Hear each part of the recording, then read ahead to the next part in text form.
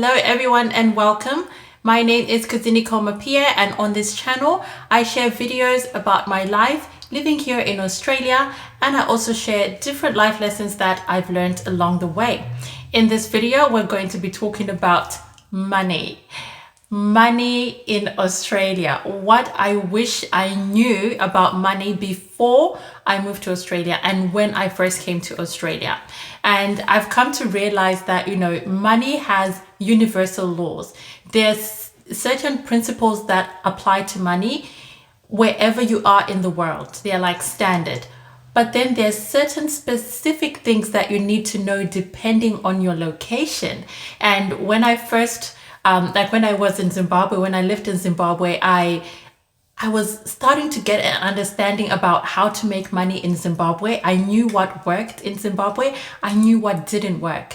And that was depending on like the economy, like the culture, the people, and all those kind of things. So it was very different to when I came to Australia. And I remember my first days in Australia, like trying to apply the first principles of money that work in Zimbabwe to Australia, and realizing pretty quickly that no, I need to understand the landscape that I'm working in. I need to understand what works in Australia, and I have made plenty of mistakes along the way, and I just want to share in this video what I wish I knew before making those mistakes and what I have found to be working for me.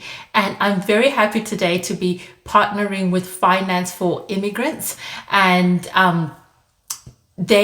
Phil from Finance for Immigrants is going to be delivering a 60-minute webinar about financial education specifically targeted towards immigrants. And Phil is a financial planner and accountant based in Sydney, Australia. He has developed the 3 keys to financial success, which are making and managing money, how to make more money in Australia, how to earn more money. And I know that especially in these tough times, a lot of people would want to know how to make more money. And it's specifically tailored to the environment of Australia, like Australian, what works in Australia. The second key is growing money, how to invest in Australia.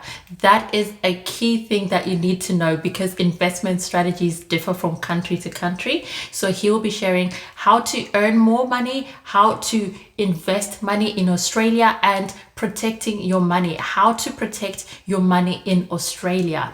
And it's 60 minutes. I for one don't like super long learning webinars. 60 minutes is a really good time to learn and to sit and actually absorb the information. And the webinar is $49, only $49, and there are only 200 slots available.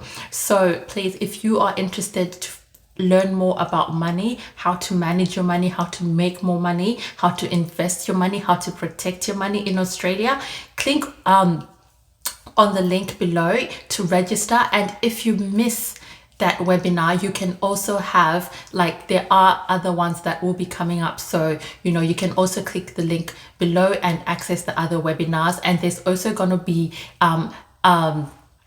the code that I'm going to put online here on the screen that you can scan and go directly to Phil's website. So we'll get back to the financial strategies, the financial tips that I have discovered have worked for me and that I wish I knew before moving to Australia. I'm going to be talking about the 3 things that I have learned that I wish I knew when I first moved to Australia. And the first one is to do with investment. I wish I knew more about investment when I first came to Australia, because when it comes to investment, time is of the essence.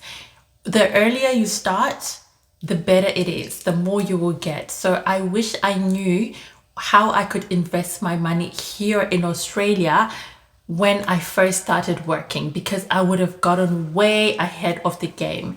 When it comes to investing, it's only in the past about 10 years that I've really started to be, intentional about investment and know about investments and what works in Australia, long-term investments and all that. So I wish I had known that earlier, because, you know, who knows what could have happened. Maybe I won't even be employed full time.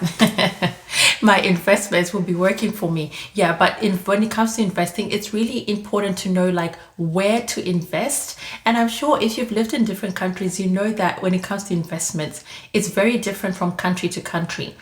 But the most important thing is just do what you can as early as you can. Get into whatever investment that works for you and your money, and get in as soon as you can.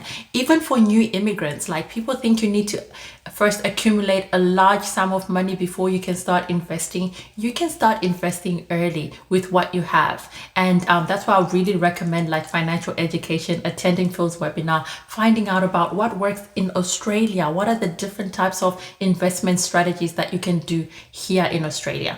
And the second thing that I wish I knew about money is when saving, like what saving actually means. Before I came to Australia, I thought I was a good saver. And what I actually was, as I was a good hoarder of money. There's a difference between saving money and hoarding money in your account. Saving is more intentional. Like when you set aside money for like, you know, for a rainy day or something, it's very intentional, and you've got a specific figure in mind on how much you want to save. I remember for me, when I first came to Australia, I just used to like put money in a bank account and leave it there, like just kind of hoarding money. And it was based mostly from fear of not having enough money like in the future, so I need to save, rather than like a more strategic approach of how much I need to have as, you know, money in my account, and then how much money then I can use for investments and stuff like that. But I really didn't know a lot about money. And since then, like, I've read a lot of books about money, based about people in Australia. I've even gotten books from the library, and I look specifically for Australian authors, because it's no good me knowing about how to do, like, how best to use my money in America, for example, when I'm living in Australia. So I really search like Australian authors, like Australian financial planners and all that I actually like have the knowledge and skill on what is required in this country. So that's what I started to do, and it really transformed my life, especially when it came to saving. I started to be more intentional about the amount that I want to save, and then anything in excess of that amount I do something else with. And you know, you start to see that it's really important when it comes to saving, because the thing about money, and this is the other thing I've learned, the thing about money is, you know, money is just a tool, and you are the one who controls what happens to that money. And if you're not intentional about why you have money, there are people that are gonna come with certain needs, and because you've got money tucked away, you're gonna have money available and you don't really have a plan for it, or you don't really have an idea of just how much you need that is essential for your savings. It's easy to then give out money. And I've realized that money that's just sitting, chilling in your account will find a plan, or someone will find a plan for that money. And I used to go through these cycles of like saving a lot of money, having a lot of money at one point in my bank account, and then like just spending that money or giving away that money or not doing very much with that money. And then I go from a cycle of having a lot of money in my bank account, not having a lot of money, having a lot of money, not having a lot of money. And it was just like a vicious cycle, and there was no real like method to the madness. Like, it wasn't really strategic. And I've shared before about, you know, having a large amount of money in my account at one point, and you know, having someone come and they had a plan. They're like, you know, can I please borrow some money? I need to do this and this. And I'm thinking, yeah, I've got a few thousand sitting in my bank account, or I'll just lend you that money. Like, it's easy to do that when you're not strategic about the money you need. But if I know that, for example, I need to have like maybe $1,000 or $5,000 that's going to support me like for a period of 3 months, in case I don't have any income, I know the specific amount. If someone comes asking for 5,000 and I know I've got 5,000 in my account, I'll be like, look, I can't lend you 5,000 because even though I have 5,000, it's for a specific reason and I need that specific amount for a specific reason. But if someone comes and I don't know how much I need, like I don't know how much would be enough for me, and I just have like 15,000 in my account, it's easy just to give people money and to not have those strong financial boundaries if you're not intentional about what your money can do for you. But yeah, it's really, really important to understand the country when it comes to like buying things. And for me, I've realized what works for me when it comes to money, and I wish I knew this when I first moved to Australia, is I need to see that my money is working for me, and I need to see that my money is working to make me happy. So I always set aside money for something that makes me happy. I make sure that when I get paid, I pay my bills, I pay all that, but I also have something that I do for myself. It doesn't have to be expensive, but I make sure I treat myself to something, because that brings that level of like satisfaction. I've noticed that with money, no matter how much you have, if you're not treating yourself, you're always going to feel like you don't have enough, and you're always going to work to earn more.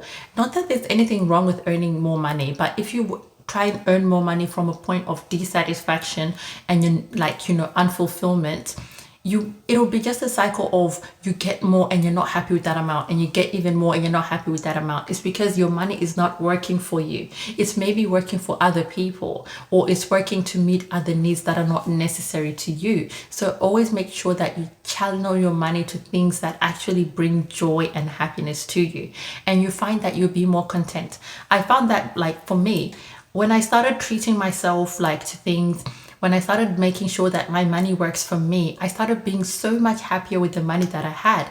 Even though I have plans and I've had plans to earn more money, it's coming from a place of contentment and happiness. Like, I know that what I have is enough for me now, and I can work to get more, and then I can do even more with my money, but it will satisfy my needs. So if you're someone who likes like going for holidays, make sure that you channel your money towards those things.